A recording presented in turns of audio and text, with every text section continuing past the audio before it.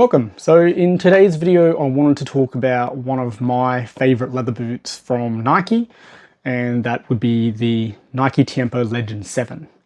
So again, if you are enjoying the videos, don't forget to take the time to like the video and subscribe to the channel. But getting into why I wanted to talk about this boot in particular, I kind of find like we sometimes forget about the Legend 7 because the 5 and 6 were these really, pure leather boots, and then I feel like the 7 was really that introduction to a lot of technology in the Tiempo.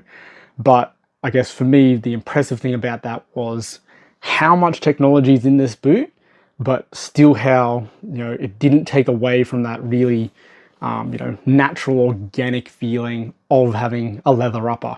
Didn't take away from how special that was. So I know we do sort of look at our current Legend 10 being fully synthetic, and it's sort of gone away from the classic leather Tiempo recipe. And obviously the Tiempo Legend 9, this boot will go down as the last leather or kangaroo leather Tiempo we ever did get. But I did find that with having sort of the memory foam pods in it, it did sort of have a different sensation compared to what the 7 did. And a few of those things that I did like that the 7 incorporated. So starting off, I guess, with the upper, with having, so pretty much you'll see here this sort of shiny black leather finish forward. From the tick backwards is all fly knit, and everything from the front wrapping all the way around through the toe box to the outside, again, just in front of that Nike tick, is one single piece of kangaroo leather. And again, fly knit from the rear. And the unique thing about that, it was the first time we were getting it from the Tiempo that instead, so I've just got a Legend 4 here, instead of having the stitched patterns throughout the leather to sort of, one, give it the pattern, two, help with the structure and give it that sort of pillowy effect. So this actually was kangaroo leather on the front and kangalite from the rear back, but having that stitching was always something they had to do to sort of help sort of the structure of the boot. And with the 7, this is the first time we got this internal foam cage. So you can see all this sort of rib texturing through there. So it's actually a foam cage that sits underneath the leather. So it has sort of the structure, so the leather's not overstretching or shaping to something that they don't want, and it's also sort of giving you that little bit of texture as well. Again, this just feels like a really soft kangaroo leather. So that was something that was sort of one of the first for Nike to do with that foam cage, and that was sort of how they started to make these other boots with having just one single piece of kangaroo leather. It was sort of that reinforcement underneath. That's why there's no stitching in the 9 either. But just getting back to this, it had a lot of different technologies that we hadn't seen in a Tiempo before. So this boot is now 7 years old, which is crazy to me. And you're getting, so one, that full piece kangaroo leather at the front with the foam cage. You're also getting fly wire cables running through down the boot up into the lace holes. And then as you tie your laces tighter, it puts tension on that fly wire to pull it up and sort of hug your foot a bit better and giving you more lateral stability and structure there. So that was something, again, we hadn't really seen a leather boot with something like that to really secure your foot in there. You also got the fly knit tongue in the middle, which again, that was the first time we'd seen a knitted tongue for a Tiempo.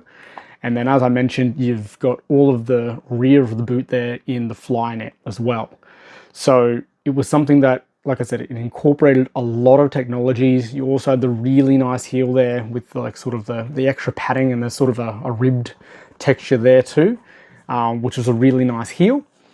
And then just sort of your normal Tiempo styled sole plate that was getting a little bit more aggressive each generation, just with some of the bladed studs there and also in the heel. And another thing that made this boot very impressive even for now, they weigh right around that 200 gram mark. So even though this looks like a traditional leather boot, this is right around a lot of speed boots, even in today's market, around that 200 gram mark. So even the mercurials of the time were around this sort of weight. So it was quite impressive that we were getting a leather boot with all this technology and still in a relatively lightweight package. Again, the weight's not really the be all and end all, but it's also something that it made playing these really nice because you didn't have a heavy, clunky leather boot, and you were getting something that felt great with the leather. Nothing with this foam cage was taking away from the touch on the ball. And then you're also getting the stability of the midfoot being made out of that fly net. So that wasn't ever going to overstretch and provided some nice stability. And then on top of that, you had the fly wire cables also sort of hugging onto your foot. So you ended up with a boot overall that was lightweight, really stable, but still gave you that really, really nice kangaroo leather experience on the ball.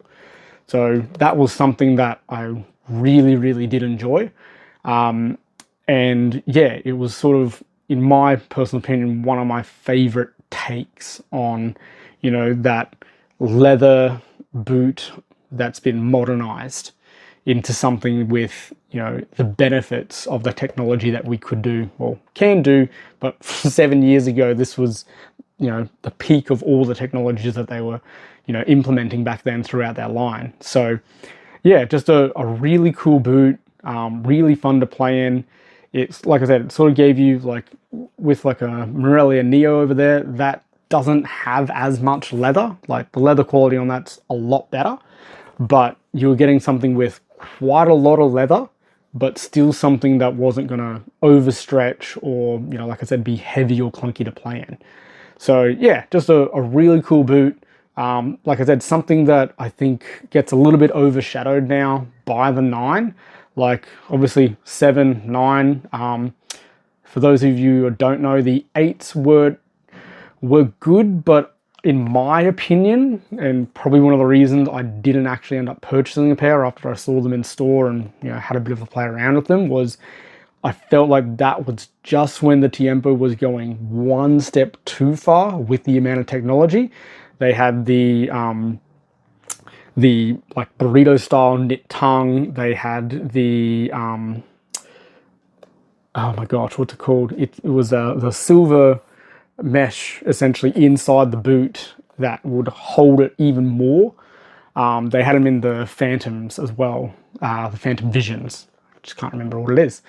Anyway, so it had that, the quilted padding with this indentation sort of hexagon pattern as well. It was sort of just getting a little bit heavier, a little bit thicker. So having all of those layers on top of the boot was sort of taking away from the touch on the ball and the feel from the kangaroo leather. So that's one reason the 8s aren't really considered as one of the best Tiempos. The 9, obviously, that's going to be one because of how good that boot is, but also being the last Tiempo. And like I said, I've got the older 4 here as well. Just a typical leather boot. Like back then when they had the Kangalite at the rear and the kangaroo leather in the front, that was again a nice sort of solution back then for how old this boot was to stop overstretching, and that was a good boot. But like I said, I just felt like this was one of, in my opinion, one of the best examples Nike ever did with implementing a lot of technology without compromising the main feature of this boot, which is having a kangaroo leather upper. But yeah, that's my overall view and opinion of the Legend 7. Like I said, in my opinion, an excellent boot. And yeah, we can all, I guess, hope that maybe one day Nike will bring back, hopefully, kangaroo leather, but even if it was a calf leather, I wouldn't mind. But getting the Tiempo back to a leather product would be fantastic. But yeah, at least we can sort of look back on sort of boots like this and reminisce and still play in some really, really cool kangaroo leather boots. But that's going to be all from me today. And thank you for your time. Thank you for watching. And as always, don't forget to like the video and subscribe to the channel. Have a good day. Thank you.